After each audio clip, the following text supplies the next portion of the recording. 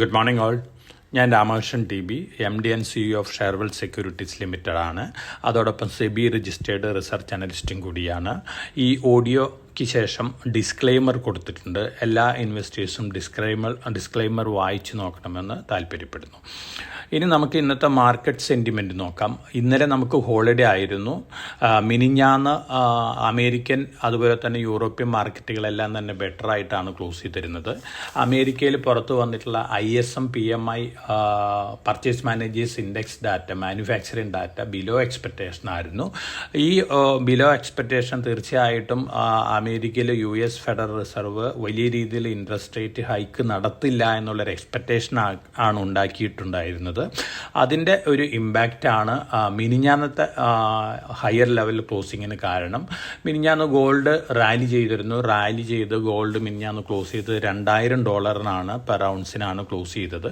അതുപോലെ തന്നെ Brent crude oil almost better ആയിട്ട് തന്നെയാണ് മിനിഞ്ഞാന്ന് ക്ലോസ് ചെയ്തത്.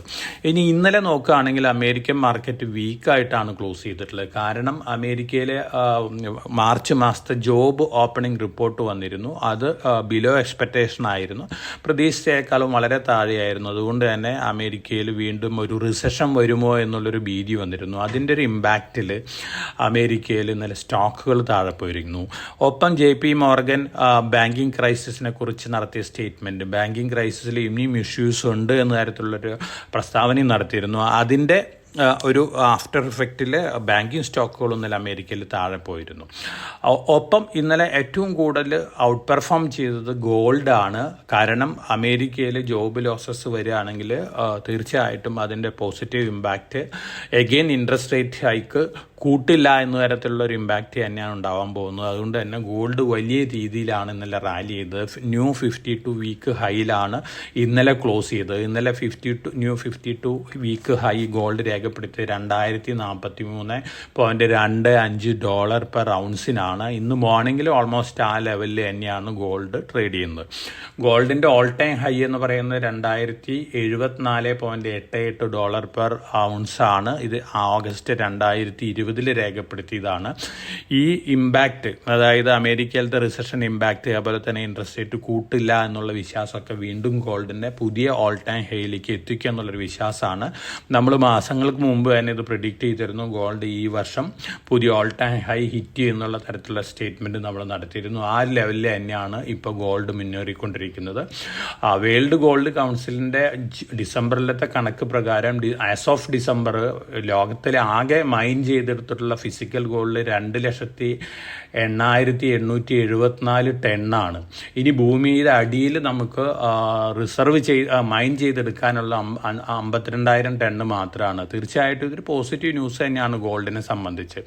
46% ഗോൾഡ് ഹോൾഡ് ചെയ്യുന്നത് ഫിസിക്കലായിട്ട് തന്നെയാണ്. ബാങ്കുകൾ ഹോൾഡ് ചെയ്യുന്നുണ്ട് നല്ല രീതിയിൽ, സെൻട്രൽ ബാങ്കുകൾ, അതുപോലെ തന്നെ ETFകൾ ഹോൾഡ് ചെയ്യുന്നുണ്ട്. ഓവറോൾ നോക്കുകയാണെങ്കിൽ ഗോൾഡിനെ സംബന്ധിച്ച് പോസിറ്റീവ് ന്യൂസ് തന്നെയാണ്. ഗോൾഡ് പുതിയ ഹൈ എടുക്കാൻ തന്നെയാണ് സാധ്യതകൾ കൂടുതൽ. അപ്പോൾ ഗോൾഡിൽ പോർട്ട്ഫോളിയോയിൽ 10% ഇൻവെസ്റ്റേഷൻ നടത്തുന്നത് നല്ലൊരു കാര്യമാണ്. ഇനി മറ്റു ന്യൂസ് ഫ്ലോസ് ഒക്കെ നോക്കുകയാണെങ്കിൽ ഇന്ന് ഏഷ്യൻ മാർക്കറ്റുകളിൽ മിക്സഡ് റിയാക്ഷൻ ആണെന്ന് കാണിക്കുന്നത്. നമ്മുടെ സിംഗപ്പൂർ നിഫ്റ്റി നോക്കുകയാണെങ്കിൽ മിനിഞ്ഞാന്നത്തെ ലെവലായിട്ട് കമ്പയർ ചെയ്യുമ്പോൾ ബെറ്റർ ആയിട്ട് ഓപ്പൺ ചെയ്യാനാണ് ചാൻസ് കൂടുതൽ. പക്ഷേ ഒരു വൊളാറ്റിലിറ്റി നമുക്ക് മാർക്കറ്റിൽ എക്സ്പെക്റ്റ് ചെയ്യാം. അതുകൊണ്ട് തന്നെ വളരെ കോഷ്യസ് ആയിട്ട് മാർക്കറ്റിൽ മൂവ് ചെയ്യേണ്ടതാണ്. ഇനി സ്റ്റോക്ക് സ്പെസിഫിക് ആയിട്ടുള്ള ന്യൂസുകളൊക്കെ നോക്കുകയാണെങ്കിൽ ഹിന്ദുസ്ഥാൻ സിങ്ക് വേദാന്തയുടെ സിങ്ക് ബിസിനസ് വാങ്ങാനുള്ള തീരുമാനത്തിൽ നിന്ന് പുറകോട്ട് പോവുകയാണ്. ഗവൺമെൻറ് ഒപ്പോസിഷനാണ്. അതോടൊപ്പം തന്നെ വേദാന്തയുടെയും ഹിന്ദുസ്ഥാൻ സിങ്കിൻ്റെയും Q4 performance related, production related ഡാറ്റയൊക്കെ വന്നിട്ടുണ്ട്. വേദാന്ത റെക്കോർഡ് പ്രൊഡക്ഷനാണ് അലുമിനിയം നടത്തിയിട്ടുള്ളത്. ഹിന്ദുസ്ഥാൻ സിങ്കും നല്ല പെർഫോമൻസ് തന്നെയാണ്. പക്ഷേ ഈ സ്റ്റോക്കുകളിൽ നെഗറ്റീവ് ന്യൂസുകളോ ഉള്ള കാരണം വലിയ പെർഫോമൻസ് ഔട്ട് പെർഫോം ചെയ്യാൻ ചാൻസസ് കുറവാണ്. സെബി ഏപ്രിൽ 2 6 അംഗ കമ്മിറ്റിക്ക് മുമ്പാകെ അഡാനി റിലേറ്റഡ് ഇഷ്യൂ ബ്രീഫ് ചെയ്തിട്ടുണ്ട്. പക്ഷേ ഇൻസ്പെക്ഷൻ റിപ്പോർട്ട് പുറത്തു വരാനായിട്ട് 2 മാസം കൂടി എടുക്കും. അതുകൊണ്ട് ആ റിപ്പോർട്ട് വന്നതിന് ശേഷമാണ് നമുക്ക് എന്തെങ്കിലും അഡാനി ഗ്രൂപ്പിനെ കുറിച്ച് ഇപ്പോൾ നമുക്ക് പറയാൻ സാധിക്കുകയുള്ളൂ. അതുവരെ അഡാനി ഗ്രൂപ്പ് ഓഫ് ഷെയർസ് ഒരു വൊളാറ്റൈൽ മോഡ് കണ്ടിന്യൂ ചെയ്യാനുള്ള ചാൻസ് കൂടുതലാണ് കാണുന്നത്. NBCCക്ക് 448 കോടി രൂപയുടെ ഒരു ഓർഡർ കിട്ടിയിട്ടുണ്ട്, പോസിറ്റീവ് ന്യൂസാണ്. അതുപോലെ തന്നെ റെയിൽ ടെല്ലിന് 110 കോടി രൂപയുടെ ഓർഡർ കിട്ടിയിട്ടുണ്ട്, അതും പോസിറ്റീവ് ന്യൂസാണ്. ബ്രിട്ടാനിയ രൂപ ഇൻ്ററിൻ ഡിവിഡൻഡ് ഡിക്ലെയർ ചെയ്തിട്ടുണ്ട്. അതുപോലെ തന്നെ പല സ്റ്റോക്കുകളും നല്ല രീതിയിൽ മുന്നേറിയ സ്റ്റോക്കുകളുണ്ട്. ഇപ്പോൾ KPIT ടെക് നോക്കുകയാണെങ്കിൽ ഇലക്ട്രിക് വെഹിക്കിൾ സോഫ്റ്റ്വെയർ റിലേറ്റഡ് ന്യൂസിൽ നല്ല രീതിയിൽ മുന്നേറിയിരുന്നു. പക്ഷേ ഇപ്പോഴത്തെ ന്യൂസ് ഫ്ലോസ് ഒക്കെ വരുന്നത് വലിയ പോസിറ്റീവ് അല്ല. അപ്പോൾ ഇൻവെസ്റ്റേഴ്സ് ഹോൾഡ് ചെയ്യുന്നുണ്ടെങ്കിൽ പ്രോഫിറ്റ് ബുക്ക് ചെയ്യുന്നതായിരിക്കും KPITയിൽ നല്ലതെന്ന് എനിക്ക് തോന്നുന്നു. കാരണം നല്ല റിട്ടേൺ ഇൻവെസ്റ്റേഴ്സിന് നൽകിയിട്ടുള്ള സ്റ്റോക്കാണ്. ഇനി നമ്മൾ ബാങ്കുകളുടെ ക്വാർട്ടർ ഫോർ ഡിസ്ബേഴ്സ്മെൻറ്റ് സംബന്ധിച്ചും അതുപോലെ തന്നെ ഡെപ്പോസിറ്റ് ഗ്രോത്തും സംബന്ധിച്ചുള്ള ന്യൂസുകളൊക്കെ വന്നിട്ടുണ്ട്. പൊതുവെ എല്ലാ ബാങ്കുകളും നല്ല പെർഫോമൻസ് ആണ്. പ്രത്യേകിച്ച് federal bank, HDFC bank, IndusInd bank ഇതൊക്കെ വളരെ നല്ല പെർഫോമൻസ് ആണ് കാഴ്ചവെച്ചിരിക്കുന്നത്. അതിനനുസരിച്ച് അവരുടെ സ്റ്റോക്കുകളിലും നല്ല രീതിയിലുള്ള മുന്നേറ്റം കാണാനുള്ള ചാൻസസ് ഉണ്ട്.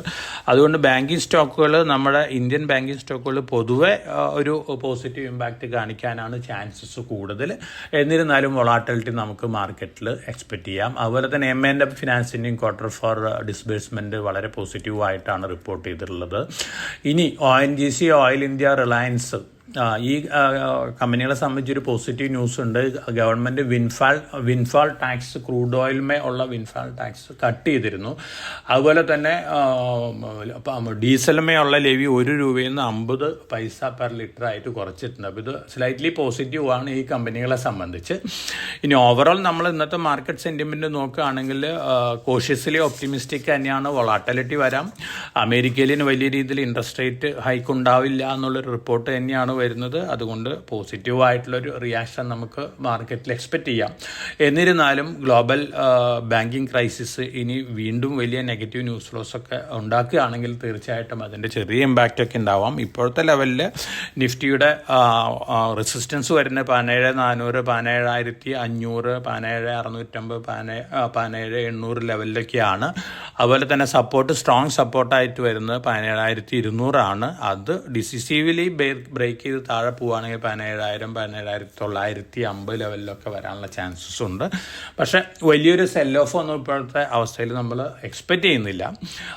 ഓവറോൾ നമ്മുടെ ഈ റിസൾട്ട് സീസണും ആരംഭിക്കുകയാണ്. ഈ 12-ാം തീയതി TCSൻ്റെ റിസൾട്ടോട് കൂടിയിട്ട് റിസൾട്ട് സീസണും ആരംഭിക്കുകയാണ്. അപ്പോൾ റിസൾട്ട് ഓറിയൻറ്റഡ് ഒരു മൂവ്മെൻ്റ് ആയിരിക്കാം നമുക്ക് മാർക്കറ്റിൽ എക്സ്പെക്റ്റ് ചെയ്യാൻ സാധിക്കുക. അപ്പോൾ വളരെ കോഷ്യസ് ആയിട്ട് ട്രേഡ് ചെയ്യുക. നല്ല സ്റ്റോക്കുകൾ, ഫണ്ടമെൻ്റലി സ്ട്രോങ് ആയിട്ടുള്ള സ്റ്റോക്കുകൾ മാർക്കറ്റ് താഴെ വരുമ്പോൾ 3-4 ഘട്ടമായിട്ട് വാങ്ങാനുള്ള ഡിസിഷൻ എടുക്കുക. എല്ലാവരും ഒരു ലോങ് ടേം വ്യൂ കീപ്പ് ചെയ്യുക. 1 to 2 years എന്നുള്ള ഒരു ലോങ് ടേം വ്യൂ കീപ്പ് ചെയ്യുന്നതും നന്നായിരിക്കും. അപ്പോൾ എല്ലാവർക്കും നല്ലൊരു ട്രേഡിംഗ് ഡേ ആശംസിച്ചുകൊണ്ട് ഞാൻ ഇന്നത്തെ പ്രീ മാർക്കറ്റ് കമൻ്ററിയോട് അവസാനിപ്പിക്കുകയാണ്. Thank you.